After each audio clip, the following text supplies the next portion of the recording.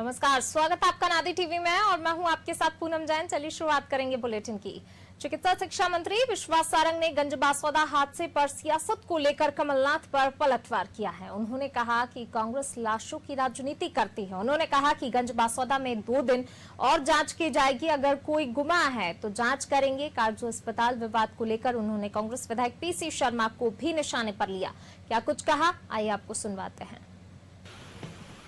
देखिए, कांग्रेस को लाशों पर राजनीति करने की आदत हो गई। जहां तक उनका ये आरोप है कि घटना के बाद रेस्क्यू में देर हुई, ये निरर्थक ही झूठा आरोप है। सभी तरह की कॉल डिटेल से आपको ये प्रकट होगा कि तत्काल प्रभाव से घटनास्थल पर जो एसडीआरएफ थी, जो उसी जिले में उपस्थित रेस्क्यू की टीम थी, वो पहुंच गई थी और रेस्क्यू शुरू कर दिया। इसीलिए तो 19 लोगों को बचा लिया गया। लगभग 26 से 27 घंटे के बाद पूरी सफलता मिली। हमने गांव और उसके आसपास का विस्तृत सर्वे करवाया, जिसमें एक एक घर में मिसिंग की हमने लिस्ट बनवाई। गांव के लोगों ने जो वहां पर प्रत्यक्षदर्शी थे उनसे बातचीत की।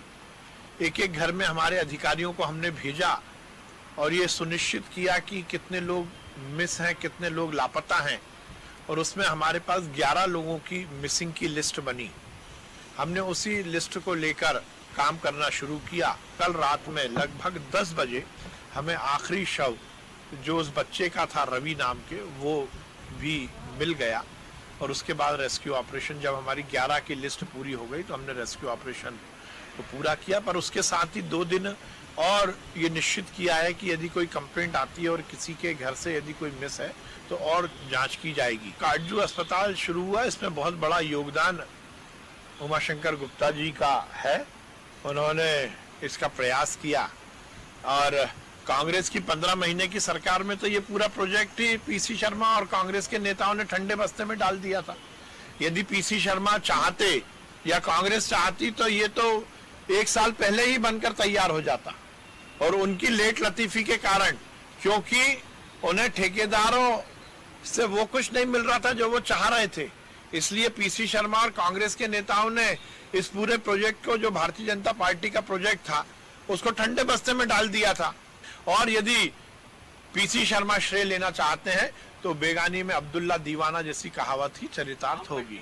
हमने सेकंड वेव में भी देखा था कि महाराष्ट्र से ही केसेस मध्य प्रदेश में आए थे और उन्हीं के कॉन्ट्रैक्ट के कारण मध्य प्रदेश में सेकंड वेव की भीभत्सता हमने देखी। इसलिए हो सकता है अभी हमारे राज्य में सब कुछ अच्छा हो, पर पड़ोसी राज्यों से नसीहत लेते हुए हमें ये सुनिश्चित करना चाहिए कि हम कोरोना अप्रोप्रिएट बिहेवियर का पालन करें और पूरी तरह से कोरोना आचार संहिता का पालन करते हुए अपने जीवन को जिए। मास्क और सोशल डिस्टेंसिंग, और उससे महत्वपूर्ण है वैक्सीनेशन। इससे हम जुड़े, हमारा परिवार और हम अपने आप को सुरक्षित यदि रखना चाहते हैं तो निश्चित रूप से इन सब एहतियात को हमें पालन करना चाहिए। नहीं, देखिए, वैक्सीनेशन हमारा सुचारू रूप से चल रहा है। अब क्योंकि हमने 17 लाख 10 लाख वैक्सीन रोज के लगाए तो आप लोगों को 4 लाख 5 लाख का फिगर कम लगता है, जबकि वो भी एक बड़ा फिगर है। और हम लगातार युक्तिकरण कर वैक्सीनेशन चला रहे हैं। वैक्सीन क्योंकि अब पूरे देश में आपूर्ति उसकी हो रही है, और मैं केंद्र सरकार को, नरेंद्र मोदी जी को इस बात की बहुत बधाई और धन्यवाद दूंगा कि उन्होंने लगातार वैक्सीन निर्माण में उत्तरोत्तर उन्नति की है। जून के महीने में जहां 11 करोड़ डोजेज देश भर में सप्लाई हुए, जुलाई के महीने में लगभग 13.5 करोड़ डोजेज देश में निर्माण हुआ है। और इस प्रकार से जैसे वैक्सीन लग रहा है, उसमें निश्चित रूप से जो टारगेट है कि दिसंबर तक हम वैक्सीनेशन को पूरा कर लेंगे, उसमें हम सफलता प्राप्त करेंगे।